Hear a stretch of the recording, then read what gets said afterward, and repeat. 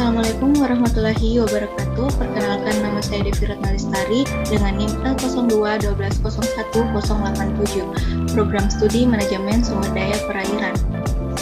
Baik, kali ini saya akan menjelaskan mengenai program studi genetika populasi.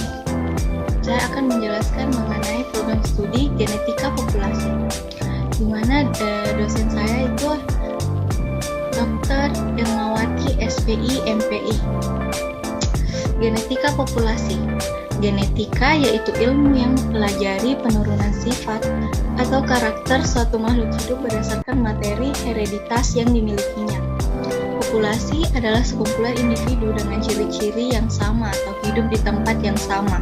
Sekumpulan individu ini memiliki kemampuan bereproduksi antar sesama. Jadi, dapat disimpulkan bahwa genetika populasi adalah ilmu yang mempelajari keanekaragaman dan struktur atau komposisi genetik suatu populasi dan perubahannya sebagai akibat faktor internal dan eksternal. Ilmu ini mempelajari implikasi hukum pewarisan Mendel apabila diterapkan pada sekumpulan individu sejenis di suatu tempat. Tidak sama dengan genetika Mendel yang mengkaji pewarisan sifat sebagai perkawinan salah dua individu atau dua himpunan individu yang mempunyai genotip yang sama. Genetika populasi berupaya menjelaskan implikasi yang terjadi terhadap bahan genetik dampak saling kawin yang terjadi di dalam satu populasi. Materi genetik mengenai kromosom. Pada manusia memiliki 23 pasang kromosom.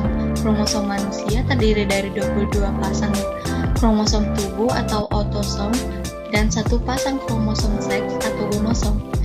Kromosom tubuh akan menentukan sifat-sifat manusia, karakteristik fisik, bahkan penyakit. Pada keturunannya, misalnya hemofilia, sedangkan kromosom seks akan menentukan jenis kelamin manusia.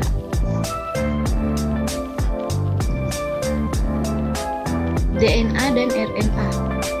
Perbedaan DNA dan RNA. DNA double helix sedangkan RNA cuma memiliki satu tangkai.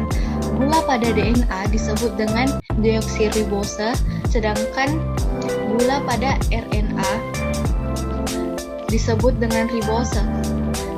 DNA memiliki basa nitrogen atau komposisi timin, sitosin, guanin, dan adenin. Sedangkan pada RNA memiliki basa nitrogen atau komposisi urasil, sitosin, guanin, dan adenin. DNA tidak memiliki poliA tail, sedangkan RNA memiliki poliA tail. DNA menyimpan informasi gen, sedangkan RNA menyimpan informasi tentang struktur protein. Materi mengenai ekspresi gen. Gen adalah bagian dari kromosom atau salah satu kesatuan kimia DNA atau DNA dalam kromosom, yaitu dalam lokus yang mengendalikan ciri-ciri genetis dari suatu makhluk hidup. Gen diturunkan atau diwariskan oleh satu individu kepada keturunannya, yaitu melalui suatu proses reproduksi. Oleh karena itu, informasi yang menjaga keutuhan bentuk serta fungsi kehidupan suatu organisme dapat terpelihara atau terjaga. Ekspresi gen adalah rangkaian proses penerjemahan informasi genetik dengan menggunakan gen sebagai cetakan menjadi protein dan selanjutnya menentukan fenotip. Informasi yang di bawahan genetik tidak bermakna apapun bagi suatu organisme apabila tidak diekspresikan menjadi fenotip. Pada ekspresi gen terjadi dua proses. Yang pertama, transkripsi. Transkripsi adalah proses penyalinan kode-kode genetik yang ada pada urutan DNA menjadi molekul RNA.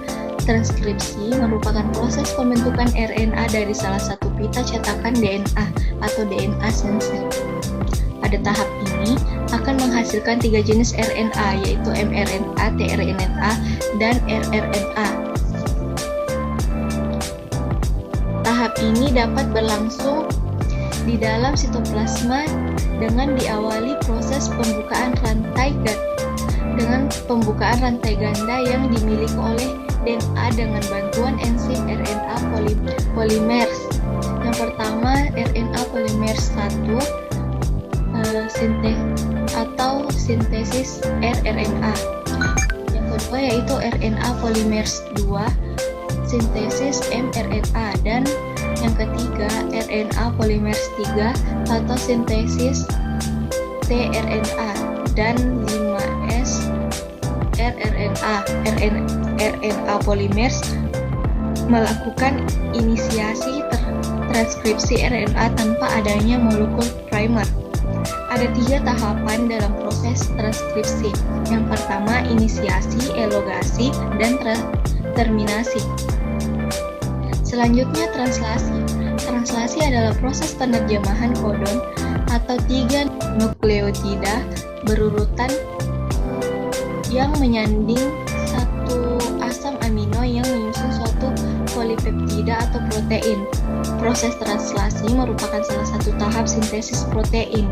Tahap translasi terjadi setelah proses transkripsi, di mana asam amino yang terbentuk selama penerjemahan oleh tRNA akan membentuk suatu ikatan protein, sama seperti transkripsi. Translasi juga memiliki 3 tahapan, yaitu inisiasi, elongasi, dan terminasi.